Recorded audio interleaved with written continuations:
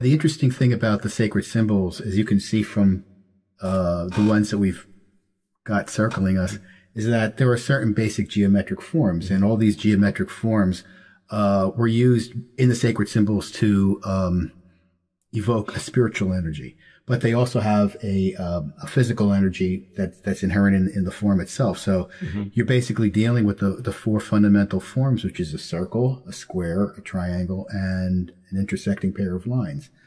And the Izunome Cross was, I guess I like to say, designed by a man in Japan shortly following World War II.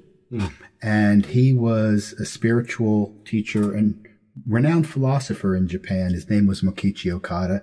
And his teachings had evolved to as an expression of what he believed was our mankind's, humanity's ultimate destiny, the creation of a perfect world, a paradise on earth. And he wanted the symbol that he designed. He wanted it to represent the unification of the forces that were keeping that from happening. Following the war, he had lived through all the bombings in Japan, had, intimate knowledge of people that had died in the bombings of Tokyo.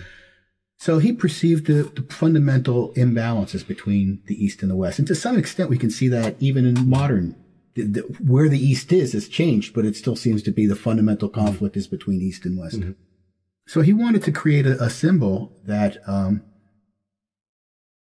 sort of expressed the balance and integration. He did it spiritually in Japan by bringing into what is essentially a polytheistic society, the idea of a single supreme God, which is really radical at the time.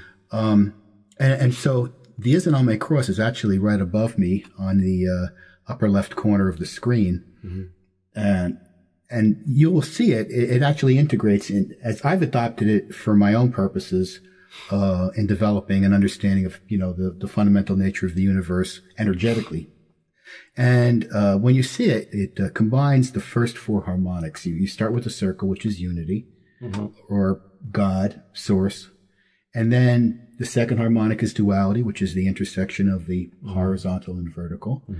The third harmonic is triunity, and while that's normally expressed, as you've shown in the isosceles, the equilateral triangle, as an understanding of the triune nature of the universe and triune God, he did it by creating concentric circles. So in the design, you'll see that the inner circle represents soul, and the soul is within the heart, and the heart is within the body, which is the outer circle. And it can represent father, mother, child. And there's other ways to interpret it in the same way that the Christians might have interpreted the Holy Trinity, or you talked about the Hindu relationships. And then the final, the square, which actually represents what I call the quadrality nature of the universe, and the power of four, the fourth harmonic. And he did that by showing the four green branches, which is essentially the four directions, the four elements, whatever the power of four represents in nature. And again, this wasn't just to create a pretty symbol. It's like, as with the other sacred symbols, they were more than just geometry. The geometry was the physical aspect of the sign, but the sign itself manifested the spiritual aspect. So you could meditate on this in the same way that now you're meditating on the rising star, that you could meditate on the symbol and actually feel the energy from that symbol within you. And many people wear them or have them on designs and book covers. And then finally, if you look at the symbol, in between all the four green sections, there's the eight white sections.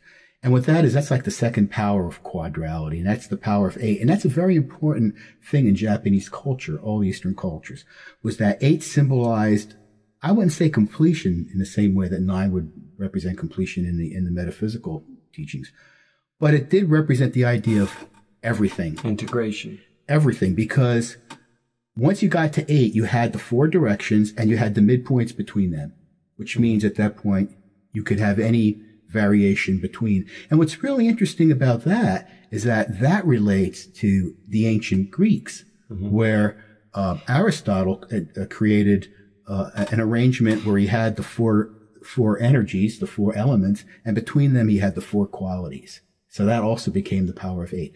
And I'd like to say, if anybody's interested in more information on that, I've done a series of videos called The Four Pathways. It's on another of my sites. There's a link on the Bridge of Truth YouTube page. It's Leone 4. And it's a whole series of videos, based upon, the understanding of this power for I like energy. what you're saying, because it really points up. You know, you're talking about going to ancient Greeks and what this man, opened up to, and in the midst of this traumatic experience in modern times. You know, even he had a very difficult life. Yeah. It's too much to even go into all of it. Of course. But the whole point is his consciousness was so strong that out of this chaos and out of this symbol birthed itself. Yes. These symbols are birthed. They're channeled, but it's almost like a birth of consciousness, because that was his karma to hold that and to go through that.